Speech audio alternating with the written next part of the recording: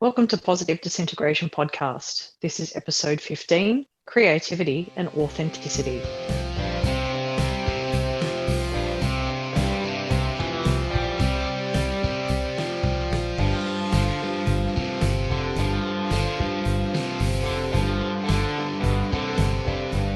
G'day, wonderful people. Welcome back to Positive Disintegration, a framework for becoming your authentic self. I'm your host, Emma Nicholson, and with me is co-host Dr. Chris Wells. Hi, Chris. How are you going today? Hey, Emma. I'm well, thanks. How are you? Good. I'm very excited about today's guest. Me too. This is going to be a good one. It's always good to have someone on the podcast who's enthusiastic about what they want to talk about. And I think that sums up Melissa. Agreed. Our guest today is Melissa Bernstein. As co-founder of the tremendously successful toy company Melissa and Doug, Melissa has spent the last 30 years helping children discover themselves, their passions, and their purpose through open-ended play. Now, after our own personal journey of self-discovery and acceptance, Melissa founded LifeLines to help adults discover their purpose and unlock their full potential. Welcome, Melissa. Being a listener, I am so excited to be here. And thanks for listening too. We appreciate it. It's incredible, actually. I have thoroughly enjoyed every single episode. Oh, that's so nice to hear. Thank you. Well, Melissa, I think it was around this time last year that I was first introduced to your book, LifeLines. You know, it came out and people in the Dąbrowski community right away were excited and enthusiastic about it because you talk about the importance of discovering overexcitability in your life. And I mean, when I read your book, I saw so clearly so many connections with the theory. And so I'm so pleased that you're here with us today to talk about it and to talk about yourself and your journey. And I guess the thing that I wonder, which of course, as you know, as a listener, I ask everybody is, I mean, how did you discover overexcitability in Dąbrowski's theory? It's a great question. And I discovered it much too late because I discovered it in my late 40s. And I am very well read. Like I'm so passionate about reading, and I never came across this. And it was really just by accident, which makes it even more, I'd say, critical that we share Dąbrowski's theory with the world. And it's a pretty circuitous route, but it started from a podcast that I listened to by a guy, Jonathan Fields, called The Good Life Project. So I was born, highly overexcitable with an existential meaning crisis, which we can get into later. But basically, because the world didn't want to see this dark, despairing person, and I could never really show who I was, my entire life adopted a facade. And the facade was basically this shiny self that said everything's great, everything's fine, and really hid the reality of who I was entirely from the world. But as I began to get older, I think it was the cry of my soul to be seen authentically got louder and louder and louder. And I was listening to this podcast where people were sharing their deep, dark sort of life stories. And I believe I was doing this to try to get the courage to do it myself because I was terrified of showing who I was. And the host of the podcast talked extensively about his favorite book, which was Man's Search for Meaning by Viktor Frankl. And although I had this slim volume on my bookshelf, I hadn't read it in like 2 decades. And when I had read it sort of in my 20s, it hadn't really spoke to me. But I decided to just read it again. And I could read it in an hour. It's a really short book. And there was a phrase in that book at the end. It was logotherapy, a form of existential analysis. And I had never heard the word existential either. So I looked it up. And when I read what existential angst, existential despair, existential analysis were, it was like I had been struck by a lightning bolt because it described this disease, this unsettledness that I had experienced my entire life. And the more I read about those who experience existential angst, existential depression, I believe it was James T. Webb made the connection and talked about those who tend to experience sort of and are able to ponder higher realities, also tend to have overexcitable personalities. And that was the very first time I heard the word overexcitable, and I began to read about Dąbrowski. And as many say, it was this idea of these qualities that I had so despised in myself and wanted to expunge, being seen as something potentially positive. That was the thing that blew my mind. I think that we can both relate to that discovery of overexcitability and realizing that we had seen these aspects of ourselves so negatively. One thing that I want to ask you is, do you have any advice for people out there who are like, oh my gosh, I'm doing that, I'm not being my authentic self in the world? Like, what would you say to these people? Wow. So for me, that journey inward to self-acceptance took 5 years. And it took three paths. So I think it's going to be one of a few paths. The first one was the therapeutic path. And, part of my issue was I was a perfectionist and I had an expectation of how I should be. And I did not meet that expectation at all, because physically it was nothing like I look. Socially, it was nothing like I am. Performance-wise, it was perfect all the time, which unfortunately I wasn't. And I always fell short. And I truly despised myself for not being the image of what I wanted to be. So the first path I had to take was admitting I needed help, right? To start to accept myself. So that took the form of a therapist like you and admitting that I needed help. And that took basically a very traditional CBT path, whereby it turned out, because I had this existential nihilism, this pessimism in me that I think a lot of us who don't accept ourselves, we have a high level of neuroticism and we tend to ruminate, we tend to feel a lot of guilt, we tend to feel a lot of worry, and we tend to judge ourselves like constantly. We're very self-critical. So for me, it really wasn't a process of admitting all these negative feelings I feel about myself, every single one of them. And I literally made a list. In fact, in my book, I include like 20 of them. A lot of them were just negative things about myself. Others were just negative statements about the world. Like the world, the world will never be my friend. I will always be alone, right? I will never achieve the things I want to achieve. And then one by one, learning to reframe them and really looking at each one at a time and saying, is this true? Why do I believe it? What are the events in my life that led me to develop this very negative view of myself and the world? And how do I practice believing a different truth? And the truth is, like, if you've been telling yourself these things, for as long as I have, which is nearly a half century, like, it's not going to change overnight. I can't just say the new truth one time and expect it to just like, oh, okay, now I'm great.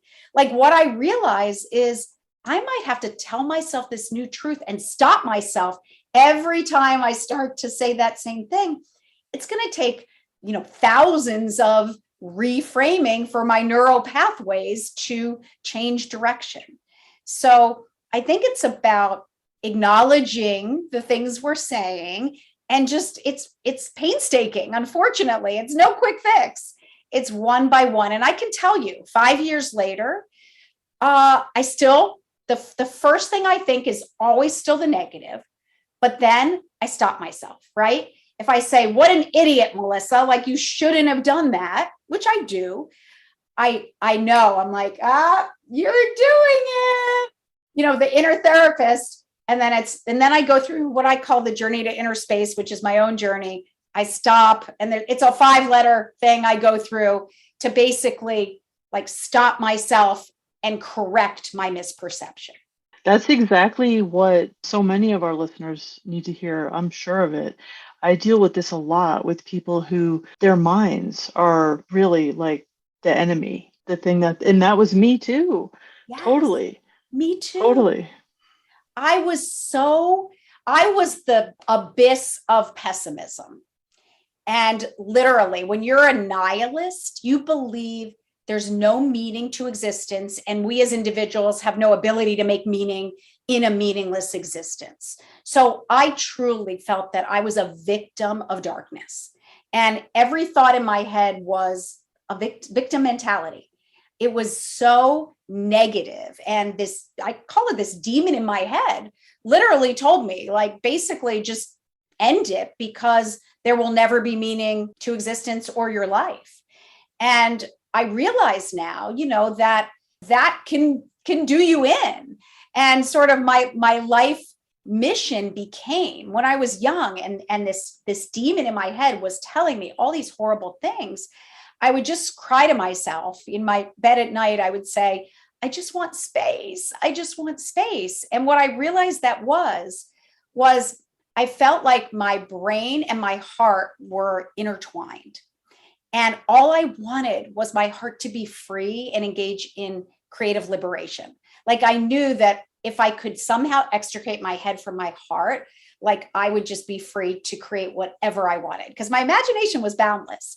But that brain, that rigid, demonic, critical brain, wanted to take me down. So thank goodness I'm still here. And I was able to gain that little tiny bit of distance, and separate my heart enough that I could begin to see my brain as just a bunch of punishing lies and mistruths. Melissa, I wanted to ask you, you said about the discovery of overexcitabilities, and we've talked about this before, and using the analogy of the ugly duckling and realizing that you're not a defective duck, you're in fact something else entirely together. And more the point, you're not alone. Did that realizing that there are other people out there like you also help you with that journey of forgiving yourself? It helped me so very much, because once I learned about existential angst, which I am afflicted with, and overexcitabilities, which I realized, oh my gosh, I have all five, and all five to the highest degree, my life changed. In fact, I literally sobbed for an entire week, because I had realized that, yes, I wasn't, like, I'm the antithesis of labels and being put in boxes, and I despise process and form. But in this case, a label was the greatest thing that ever happened to me, because when I knew that I have OEs and I have existential depression, it was like, I'm not alone. And in fact, like, some of the people I'm kind of like hanging out with are pretty awesome. And then the best thing to come of it was I saw a connection between creativity and these overexcitabilities. And here I had thought, like, my whole life, I've created from the boundless expanse of white space, and I see things in my head. And I just thought, whatever, that's what everybody does. Like, I never thought about it as anything even remotely special. In fact, I wanted to like rip that out of my head, because I couldn't stand it, because they never stop. Like, if I allow it, like, just one thing after another. And I despised it. I hated myself for that. I just wanted to be carefree and like play and go out and laugh and be, easy and have like this really sociable disposition. And instead, I was muttering to myself all the time and like having to write things down because they were in my head. Anyway, this idea that these overexcitabilities were the source of my creativity, it was like mind-blowing, like unfathomable. And I saw that I wasn't alone. And then the other thing I saw, with kind of this like epiphany, I guess you'd say, just that was so, for the first time, I thought that I had somehow taken this nihilism that really came this close to, ending my life.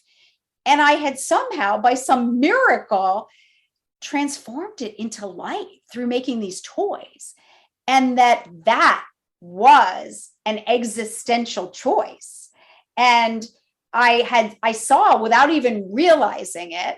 So this is the second path. So the first path I took was traditional, therapy to heal. And it was amazing because it was reframing, right? All my pessimism, all my negativity into positivity. But the second and third path were my own paths because I am a rabid, as you are, rabid learner and love nothing more than connecting dots. So the second path was philosophical / spiritual. And I had never read philosophy my entire life. And once I started to read Viktor Frankl, and he referred to, Friedrich Nietzsche, who says, he who has a why can bear through any how. I started to read these philosophers rabidly. And of course, reading Dąbrowski, he loved philosophy and studied Plato, as you know, on up. So I started reading these philosophers and I realized they had been in the same boat that I had been. They were all nihilists. And then they had struggled as I and so many others and had found the path to existentialism, which is finally getting out of that horrible victim mindset and taking responsibility for making meaning in our lives. And by channeling that darkness into light, I had essentially done that without even knowing it. And that I had this will to meaning and this will to live that was potentially that third factor. You are a beautiful example of the theory in action. I mean, people ask me all the time, well, what is this theory about? And they want it in a little nutshell, of course, right? And so what's the theory in a nutshell? It's a theory of inner transformation. And that's exactly what we see in your story, is that you were able to transform, like you said, this darkness into light. Yeah. And I even have a metaphor for it because, I live in my imagination. So everything has to be very concretized in order for me to understand it. But, I think about it for the first 25 years of my life. Basically, it all started with darkness. It started with, and I think about it as almost like a writhing bunch of snakes that were just in me, insidiously, running through my body. And I basically couldn't control them. And if I think about creativity as a water faucet, one side is dark and one side is light. The light side was turned off from birth. This angst was being channeled only into more darkness. And it was continually running. But because I was only creating darkness from darkness, it never saw light. It was so despairing and so dark that I never shared anything I created with anyone until my first toy. And I was about, 23, 24 years old. And I had thousands of verses. I had tons of music I had written, but I was too terrified to share it. And because I never shared it, it never brought me meaning, right? I had a meaning crisis and I was channeling all this creative stuff, but it never saw the light. So it never brought meaning. But when I realized that I could make toys just by accident, it was like I took that very same horrible despair, but instead of just being a victim of it and it just channeling into darkness, it was like, for the first time, I said, nope, I'm going to turn off that dark faucet. And actually, there's a light faucet. I'm going to turn that on and I'm going to channel the very same, material into light. And that was the first sense of empowerment I felt my entire life. For the first time, I was like, wait a second, this might have a purpose, this horrible anxiety and depression. And it ended up becoming, my salvation for over 30 years. Melissa, when you're talking about the creative stuff, that resonates with me and with a lot of things that I kind of see on Facebook about people having imposter syndrome and this drive towards perfectionism. So I'm one of those people who drew and painted for many years and they never saw the light of day. They all went into a box and no one saw them except for me because I was like, they're not good enough to go online. I wrote poetry, never put them online.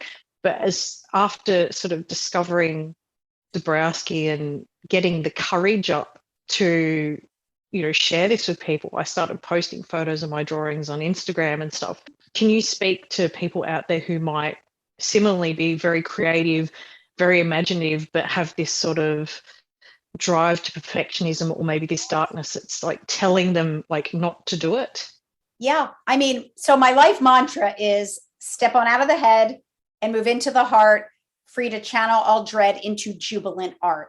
So we have to purely stay in the heart when we create, because the perfectionism, the critique is all in the head. And if you go in your head, you're not creative. You can't be creative in your head because it's too rigid, right? Creativity, pure creativity is boundless. So my advice to them is, first off, don't even think about the result, right? Because it's the result is the noun, is the head, is the rigidity. The verb is where you want to live. You want to live in your heart. So create it purely. Don't even think about the result, because the act of creativity in its own right is the most healing thing of all. And then what I would say is, after it's birthed, right? After you're holding it in your hand, you know what? Start small. You don't have to give it to the entire world, but promise yourself, I'm going to share it with one person today. And make it start with someone who's going to, no matter what, someone who's going to be like, this is amazing. Whether that's your mom or your best friend, and start small. And I would say, just start putting them out there in a way where you can share them, because know that when they just come out, yes, they're a form of play, right? They'll give you joy just in the act of doing it. But purpose only comes when the something in you serves humanity. So it'll stay play, but it will not move over to purpose until it can touch others in some way. So what ended up happening for me is my will to meaning was so great that I had to bear through the fear of bombing, which I did, by the way. I had to bear through my fear of bombing because my desire to get these products in the hands of children and potentially unleash their imagination was so great. So I think it's right. It's which is greater. At some point, your need for meaning becomes greater than your fear of failing. And for me, it finally switched, because I knew that fear of failing was doing nothing except imprisoning me in this tiny little box that I couldn't get out of. One of the most incredible things about being a product designer for like 34 years is that I was a perfectionist. And when I say a perfectionist, I mean like the most perfectionistic person ever. It almost killed me. I mean, that's how I came this close to taking my life. I tried to take my life when I got an incomplete on an assignment in college. That's how rigid I was about being perfect. So the true irony of my life is that I would end up creating products, because the truth is, you can never know the success of a product ahead of time. And you can never, even though people will try to tell you they can ask consumers what they want, they can't ask consumers what they want. In fact, Henry Ford, one of his best quotes is, if I asked customers what they want, they would have said faster horses. Like they really don't know until they see it. So unfortunately, I had to put my products out there again and again and again and fail continually in order to get the successes. And the funny story is, well into Melissa and Doug, about 6 years ago, we ended up hiring a very erudite consultant from Harvard and McKinsey, who decided, this wasn't what he was supposed to do, but he decided that he wanted to quantify how often I succeeded at making products. And his contention was, if he could get me to succeed more, Melissa and Doug would be more successful. So he studied the last 5 years of introductions at Melissa and Doug, and he came up with this horrific stat that I was only successful less than 40% of the time, which meant that I failed 2/3 of the time. I was like a baseball player, right? I was like batting about 350. And he was horrified, and he decided that I needed to take fewer, bigger bets and gain many more consumer insights and market data and do more focus groups to ensure success. And I was appalled and devastated that he wanted to really change our company, because the way I create is completely different. I'm a believer in planting as many seeds as you humanly can. Like literally an entire, meadow full of seeds, watering them, giving them sunlight, fertilizer, and then waiting. And the truth is, you never know which are going to grow that bumper crop. So anyway, this was the antithesis of how I create. Wow. That's so interesting to hear. I have to tell you, just like I can't help but think of the joy that you brought to our lives. Like, I mean, anybody who has a kid knows about Melissa and Doug, I would say, right? Like, we used to love your toys because, I remember, like, I think some of the first ones that he had were like wooden puzzles and stuff.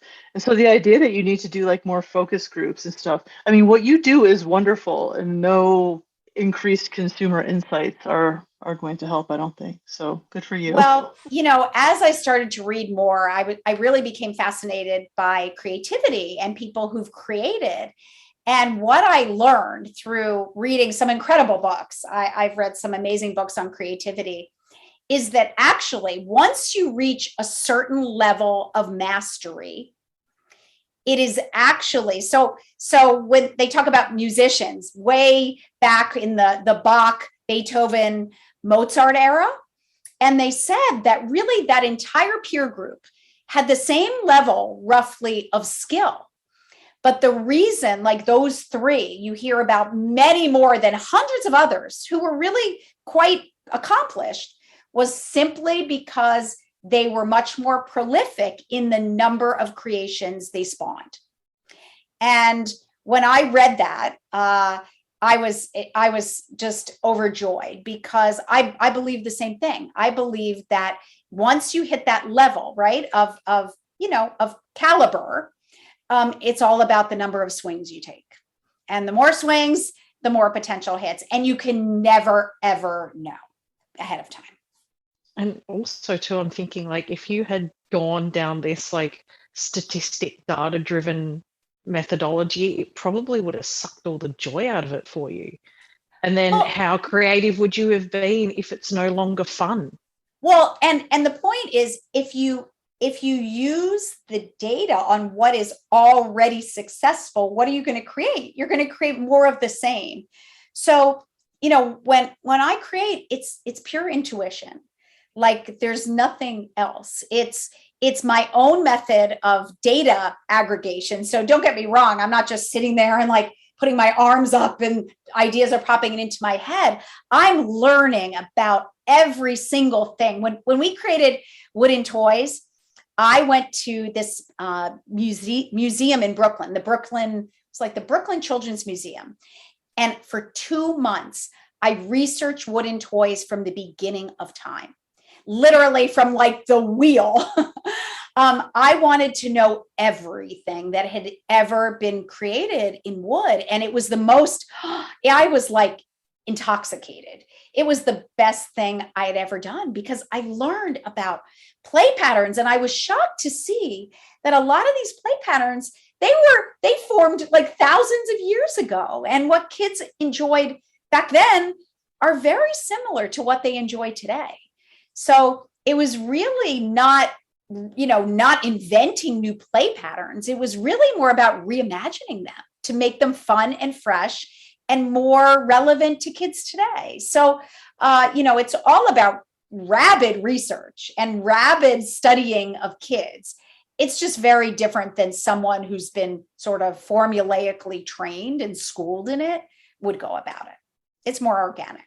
One thing I wonder about is, you have 6 children of your own. Like, how did that work? Did you like test things with your own kids, or that? It must be so interesting to have a parent, like to have parents who do this. Like, how cool is it to have your parents be toy makers?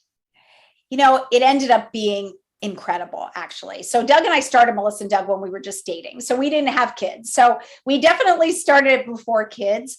But once we had them, it was amazing, because they were literally my laboratory, and I got to study the things they liked and the things they didn't like. And over time, I started to tell them that I needed them to be very critical of these toys that I brought home to test.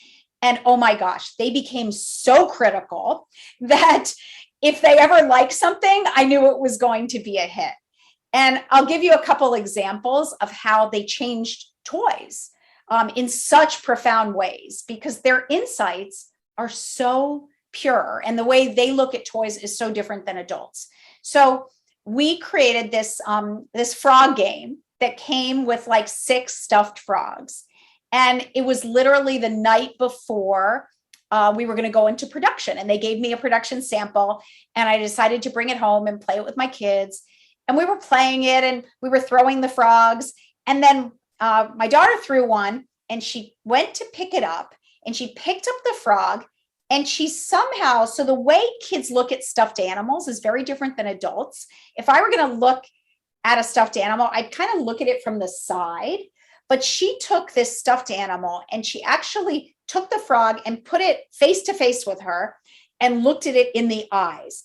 And she kind of gave a little scream when she looked at it, and she threw the frog down. And I was like, what's wrong? And she said, I don't want to play with that frog anymore. He's mad. And I said, what? She said, Mom, I'm not picking him up again. He's a mad frog. And I was like, what are you talking about? And I went to pick the frog up. And for the first time ever, instead of looking at, if you looked at the frog from the side, his little mouth was going up in the corner. But if you looked at it from the front, wow, that frog looked really like demonically mad. And I said, oh my gosh, we cannot go to market with this. Like, the frogs are all really scary looking. So the next day, of course, I come into work, and I said to one of my folks, I was like, we're going to have to make changes in the frogs. And they're like, you're kidding, right? This is going into production. I'm like, no, it's going to be delayed. Like, the frogs need to have different smiles. So things like that were, you might think little things, but when it comes to a child playing with a toy and connecting with it, that's a big thing. That is a big thing. There are 3 things that are really on my mind that I want to talk with you about in this episode. So I feel like I need to jump to at least one of them right now. So when it comes to Dąbrowski's theory, one of the things that we don't have a lot of is case examples. We have some. Michael especially has done case studies, and Dąbrowski talked about cases in his work. But the place that I've wondered about the most, I think, since I first started studying the theory, is the unilevel, multi-level shift. I've thought about it a lot in terms of my own story, how that looked for me. I know personally, even though I had like the nuclei of multi-levelness when I was young, when I was a child even, or a teenager, you could see some of the kind of precursor dynamisms. Even as a child, I felt guilt, I felt shame, right? But I still struggled with unilevel stuff deep into my 20s. I wasn't able to break out of self-sabotage, for instance, and I really struggled with ambivalence. Was I going to stop using drugs? Was I going to live? Was I going to kill myself? Like, these are unilevel dilemmas. And then I know personally in my story, I made the shift. But in your book, I love that your last chapter is called Liberation. Love it, because that's exactly it. When you are able to make that shift and reaching a true multi-level perception of reality and experience of reality, it is liberating. And I consider Dąbrowski's theory a theory of liberation. But there's a few pages in this chapter on liberation where it's so obvious to me that what I'm reading in your story is this shift. And you're going from worrying about what other people think about you and being a perfectionist and just in suffering, right? To finally realizing this is who I am and like creating the meaning in your life.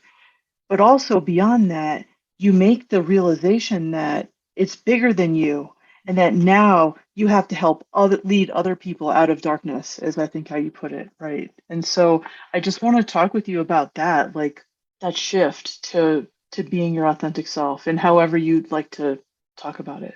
I love that. So it was 2 steps.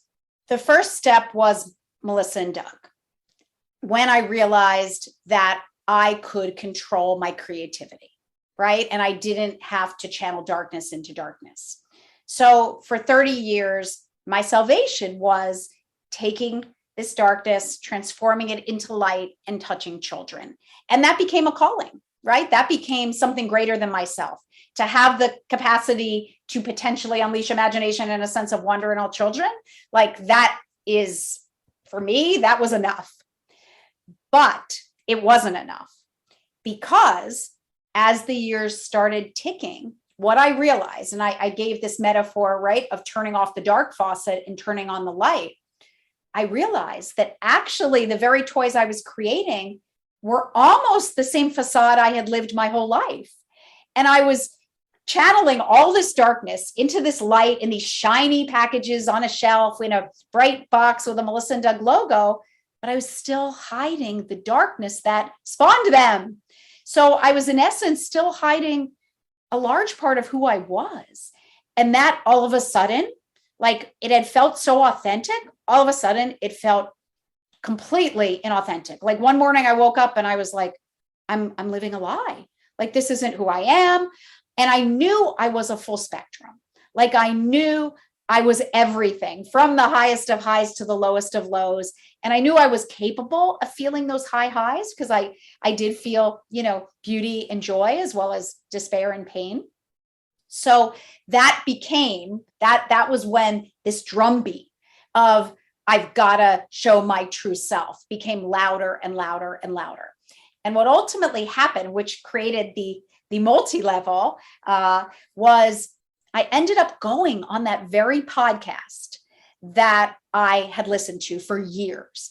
And it was the most un-Melissa act ever, because first of all, I didn't talk. Like I create through my hands. I'm an introvert. I mutter to myself. I like to be in dark shadows, just creating away. Like I don't like to speak. And one of my sort of mantras is actions speak louder than words. Like I don't like people who talk too much. I like people who show up and do stuff. So the idea that I wrote this guy out of the blue and said, I want to come on your really popular podcast and share my story that I have existential despair and overexcitabilities was like unheard of. But I just, in one like rash moment, I just wrote him the letter and I sent it. And then I was like, what did you do? And I ended up going on that podcast and not even believing I did it, because I hadn't even told my family I had these things. And here I was like going on, sort of this national podcast or international podcast and sharing this truth. And then what happened was I started to get letters. It aired about 5 months after we recorded it. It was like that popular. He had to do it that far in advance. And it was even a new year. I recorded it in October. It aired in March. And I didn't even remember. I was so incredulous that I would have done such a thing that I even forgot I did it. I like put it out of my head. So I only realized I had done it for real. And then I thought, he's not even going to air it, because it was probably like, I didn't even remember what I said. So I only remembered it aired because I started getting letters, and I'm talking like hundreds and hundreds of letters.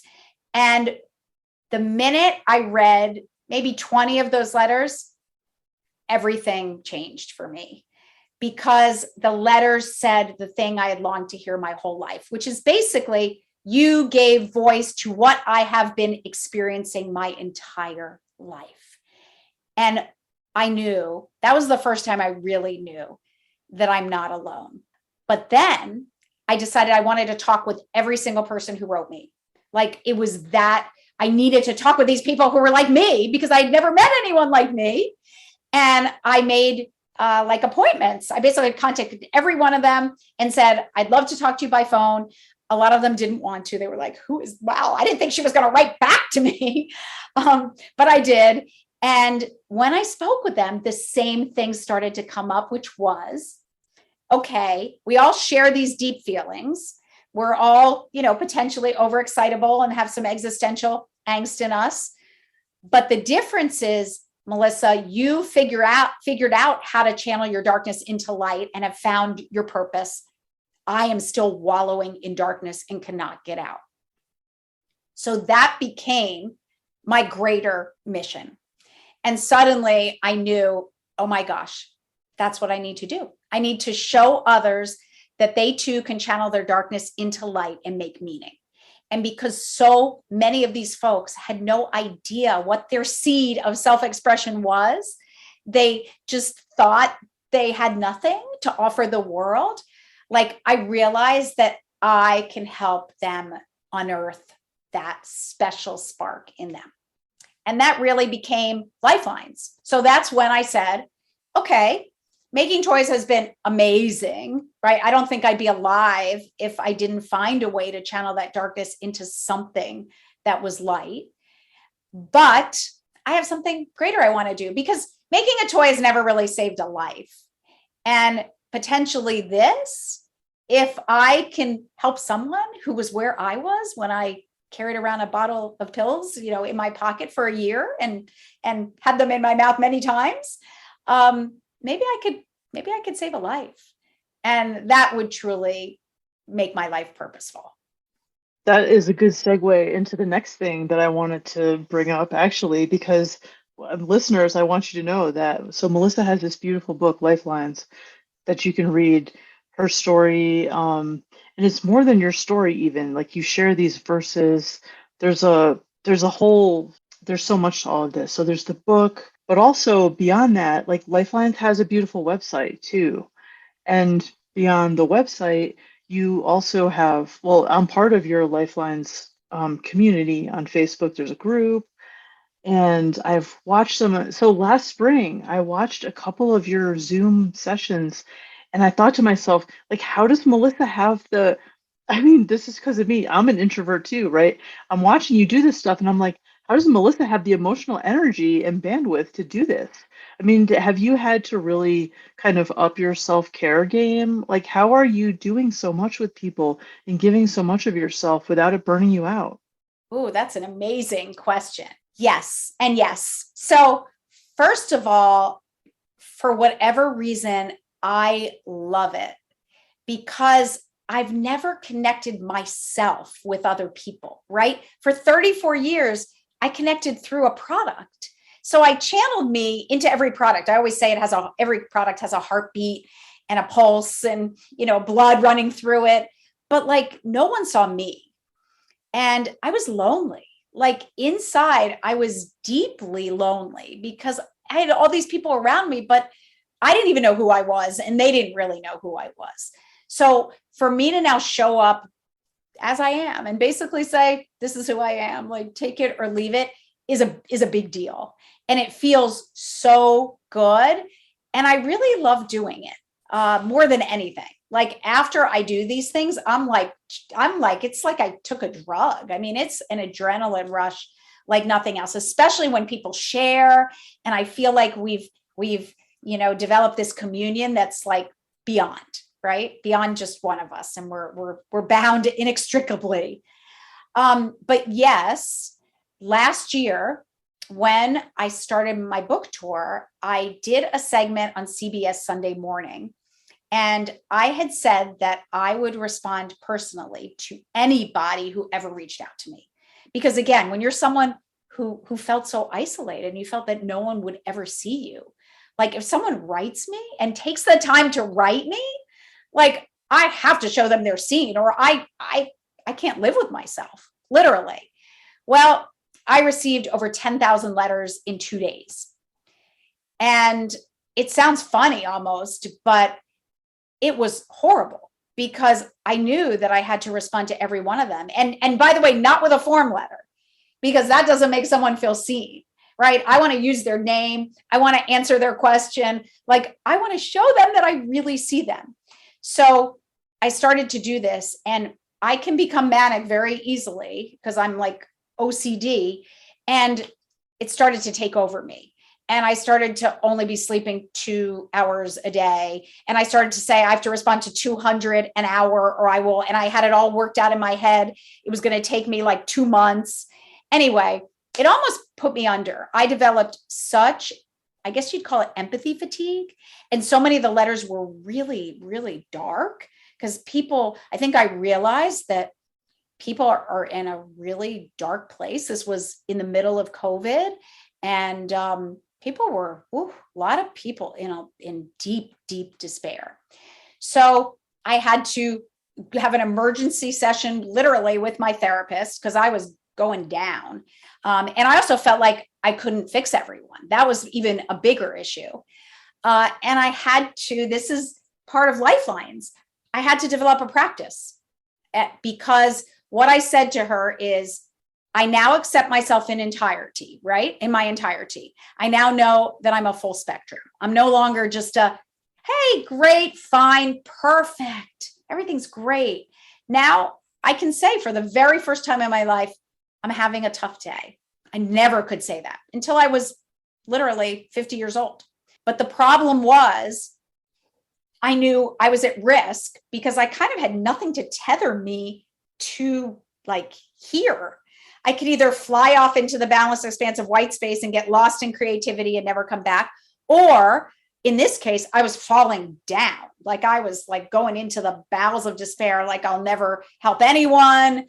Like I don't even have the energy to have right back these people. They're all I'm not going to be able to live the thing I promised, which is I'm going to respond to everyone. And it was that disappointment in myself. So that she was like, you need a framework. And I'm like, a framework? What are you kidding? I'm boundless white space. I don't need a framework. I hate frameworks. And she was like, without a framework, honey, you are not going to be able to be here. So that's what I did. And I call it a flexible framework because it ebbs and flows with me. But I had to heal myself and treat myself kindly and fill my own well so that I didn't develop empathy fatigue and not be able to do anything for anyone. Yeah, when we're talking about positive disintegration and Dąbrowski's framework, we know that this sort of thing is cyclic, and you're going to go through phases. You don't just one day wake up and you're authentic, hey, and everything's rosy. Like what I'm hearing from that story is that those drives for perfectionism just found another manifestation in your life and going, I'm going to reply to everybody now. And that's a continual learning journey of, okay, how is this going to re-crop up in my life and how do I continue to manage it? Exactly. And everyone on my team was like, you need a form letter. You just need a form letter. And I couldn't do it.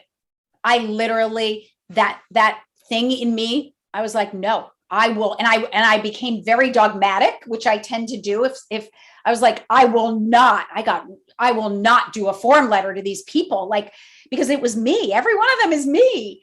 I was like, I can't do it. And I didn't do it. I ended up responding to all of them, but it's nothing to be proud of. I nearly went down with the ship. It really took me to another dark place, probably one of the darker places I've been in like decades. So it was another, I would say another disintegration and sort of realizing that I can't do this without nurturing myself, which I don't know if you've both felt that, but for me, like self-care was always indulgent. I despised myself. Why would I ever be kind to myself? Like I wanted to punish myself and deny myself pleasure. Certainly not, be nice to myself. So this is a whole new way of being.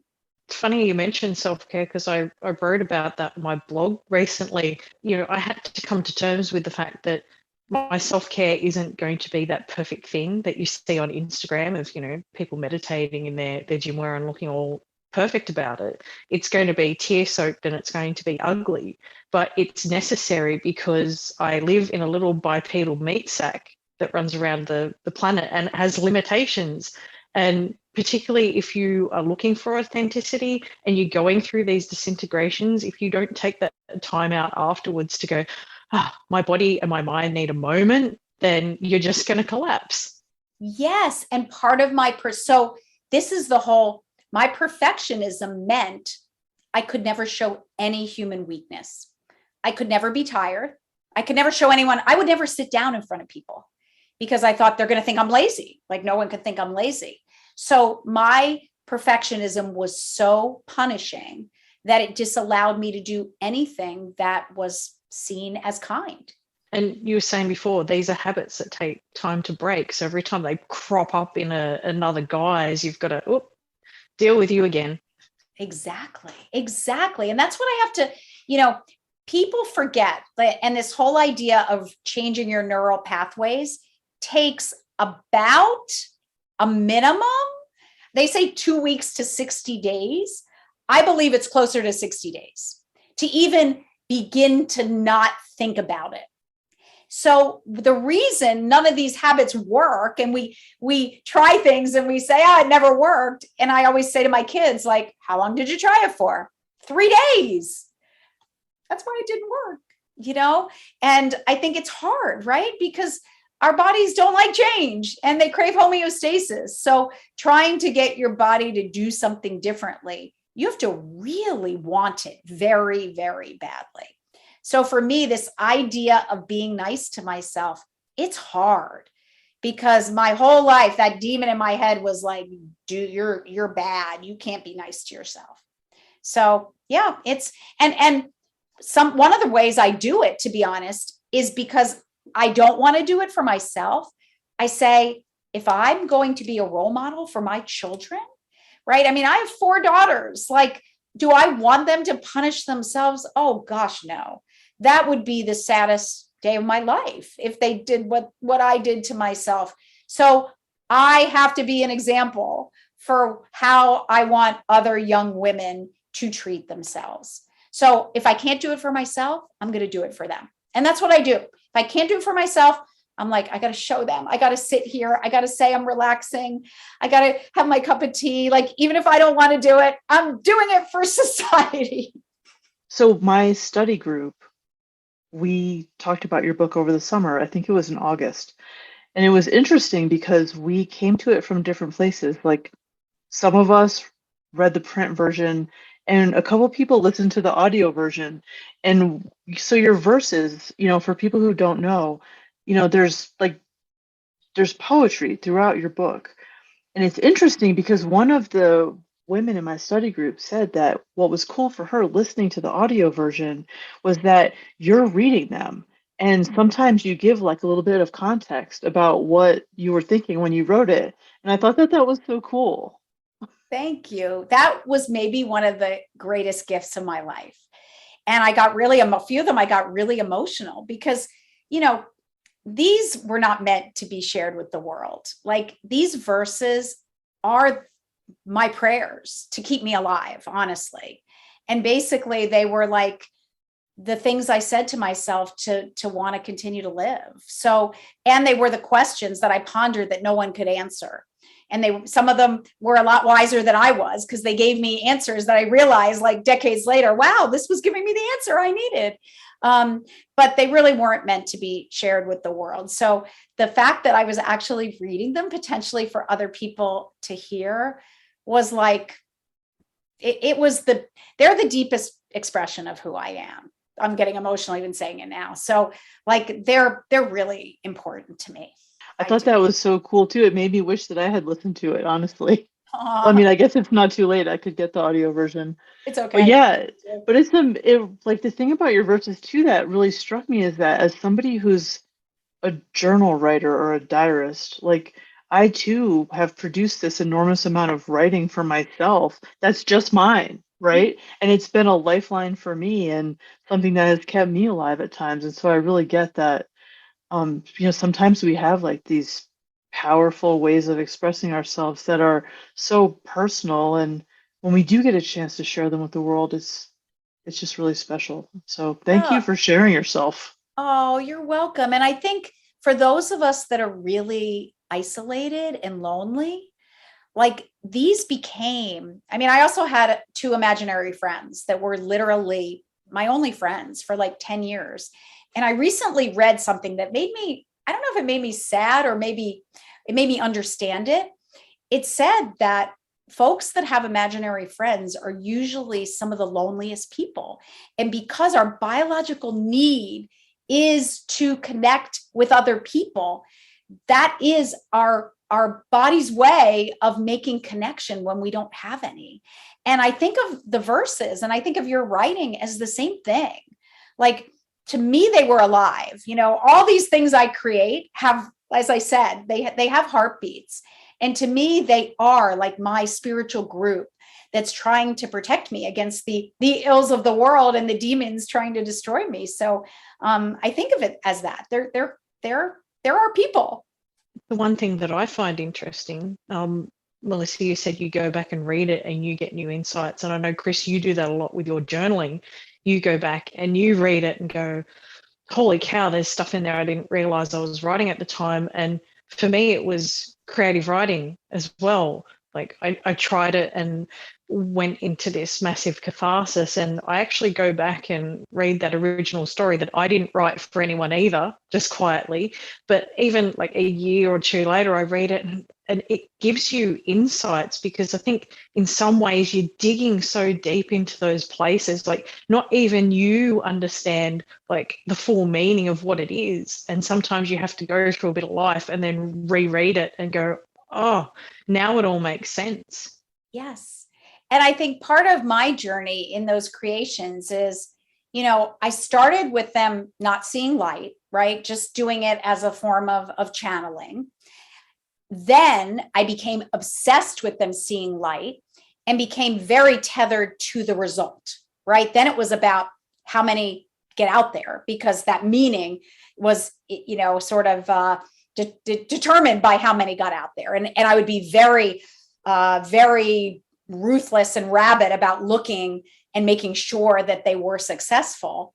And now I think it's maybe another form of kind of the disintegrating is I truly believe that as I've aged and as I'm hanging less on to the achievements and the gold stars and the validation, that I've really hollowed out my channel. Like if I think about myself, my metaphor for myself is a tree.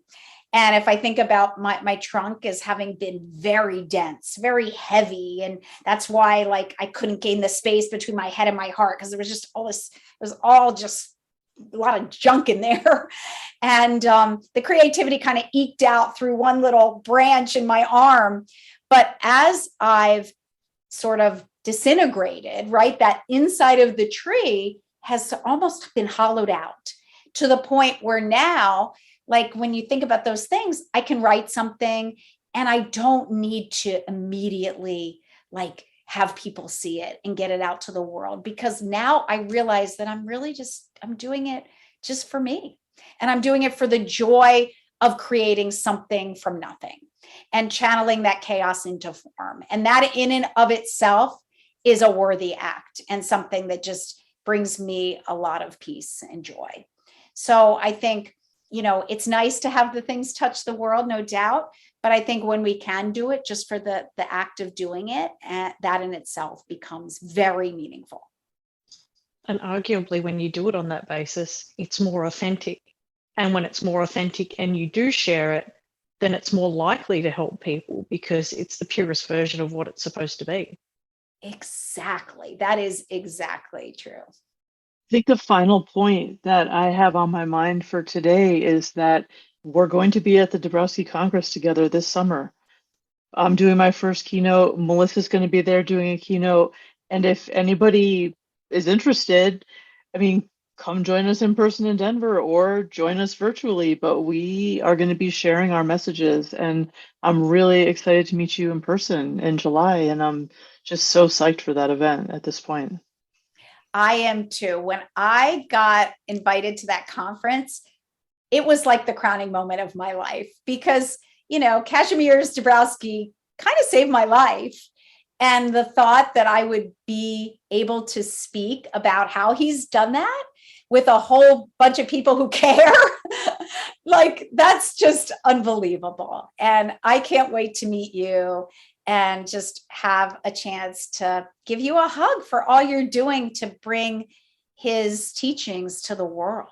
Oh, well, thank you. I know I'm so excited for hugs at the Congress. It's going to be really great. It really is. And for those of you who can only attend virtually, that's going to be fun too. And we'll be sending virtual hugs. Virtual hugs, yes. Sometimes we talk about eating the hot dog. So the scariness of being authentic. So, the hot dog's filled with rubbish, bits of hooves and miscellaneous meats and filler and pigeon and whatever else falls in the machine. But you talked about the purpose and having that greater need of doing it. So sometimes the hot dog's full of rubbish, but you eat it anyway because you see a higher hunger. So what would you say to anyone who's afraid of unveiling their authenticity or afraid of stepping forward and being themselves? It's a great question. I think that when the time is right, you have no choice. So what I would say, honestly, is you're probably not quite ready yet. Because I can tell you that when I finally, and I think about it as like a surrender, right? The exhaustion of hiding who I was became so great, right? Because when you're trying to be someone else and denying who you are, it is exhausting. And everybody who writes me those 10,000 letters, probably 9,000 of them use the word exhausted, exhausting. This is exhausting. I can't do this anymore. It's true. That's exact. And I looked at how many times in my book the word exhausted appeared. And it was like a lot. It was like 10 times because that's the word. So I think at some point, the need to come out authentically exceeds the fear of what people will say. And it's only then that it's right to do it, because then you're going to throw caution to the wind and you're just going to do it. And by the time I did it, sure, I was middle-aged, which bummed me out a lot, but I never looked back. And I've never thought twice about doing it. And people said to me, because in theory, I had a lot to risk. I live in this community. People see me as perfect, right? I have everything. A lot of people said, like, give me a break. You have everything. You don't have any reason to be depressed. My kids theoretically could take a lot of flack for their mom coming out with this big dark secret. But you know what? None of it mattered. I didn't pay two shakes to any of it because I had no choice. Like, I had to do this so that I didn't die saying I didn't live a life true to myself. So I would say sit with it, right? They know they want to do it. They know they're hungering to do it. And the more they sit with it, the more they listen to stories. I'd say listen to stories, which is what I did for years, of others doing it. And when you're ready, I do believe it'll be effortless. One thing that I've wondered about, it's just what you said, kind of in a way, just, people they perceive you, well, because of your success, and like wealth. How hard is it to be your authentic self when people have expectations of you and I'm trying to think of how to even phrase it, but I'm sure that they have a vision of you that is just created by their own expectations of how you must be because you have these things. And it seems to me like that must be kind of isolating in a way, or difficult in a way that people maybe don't realize. Absolutely. And I think that's part of my mission now. And I love this mission. I love being able to say, I've had every material success you could ever want, and even non-material. Like, I have led an incredible life, right? I've had every material thing you could ever want. Like, you name it, I've had it. I've had an amazing relationship. I met my husband when I was 19. We have a great partnership. We started our company together and are now starting a second one together. It's been incredible. I have 6 children, and I want to say to them, but guess what? If you have an inner void and you don't accept yourself, none of those achievements will fill it. So for me, I was in a futile race, right? It was like more external. And no matter what I had, it was never enough. There was always a bigger house to get, a shinier car. You name it, right? Another toy to make. You could go on forever. And I finally realized, one of the chapters in my book is called The Futile Race. That was what I was in my entire life. And the faster I raced on the treadmill, the more exhausted I got, and nothing changed inside. So my third lesson that came after you are not alone.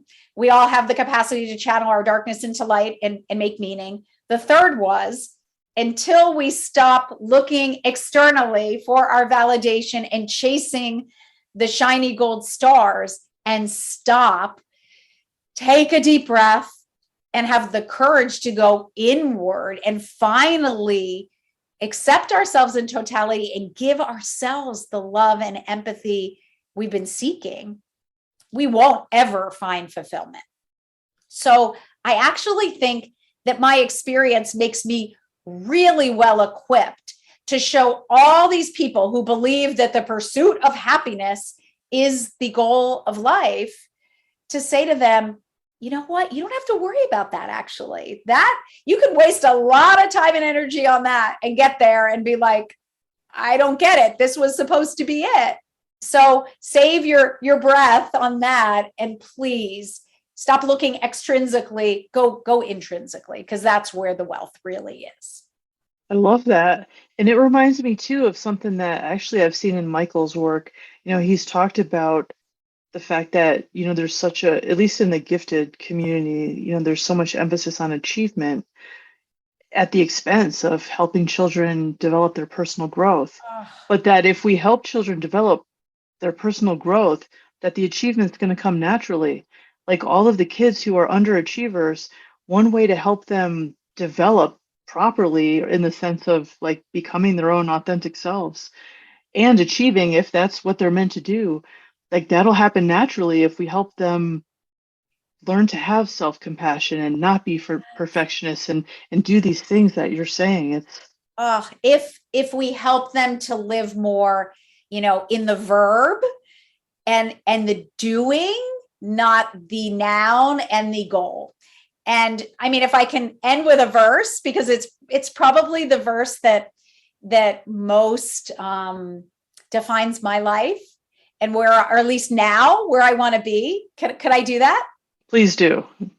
It's about living in the verb and not the noun. It's the learning, not the grade. It's the crafting, not what's made. It's crusading, not the war. It's competing, not the score. It's the acting, not the part. It's the painting, not the art. It's the journey, not the goal. For the process fuels the soul. Oh, that's beautiful. Thank you so much. You're welcome. And that's what I'm telling people all the time when I work with them, that it's the process. This is a process. It doesn't happen overnight. It took you all these years to get to this point where you're dealing with this. It's going to take time to get to the other side of it. And so, I mean, just thank you so much, Melissa. Your story is amazing, and we're blessed to have you here with us today. Oh, thank you. Well, what you're doing is this is really cool. You're going to bring these principles to the world, and so many can benefit from them. Yeah, thanks for sharing your story with us and being vulnerable with us and being authentic. Same with you. And thanks to you, Chris, as well for joining me. I think this is a fantastic episode, and I think our listeners are going to get a lot from it. I agree. Thank you so much. And listeners, thank you for joining us. We always appreciate you coming and being with us on the podcast. And if you're listening to us on Apple or Spotify, please don't forget to hit those little stars and give us a rating. And if you've got any questions, feedback, please reach out to us. You can do so via email at positivedisimpligration.pod@gmail.com or via Twitter or Instagram. And until next time, keep walking that path to your authentic self.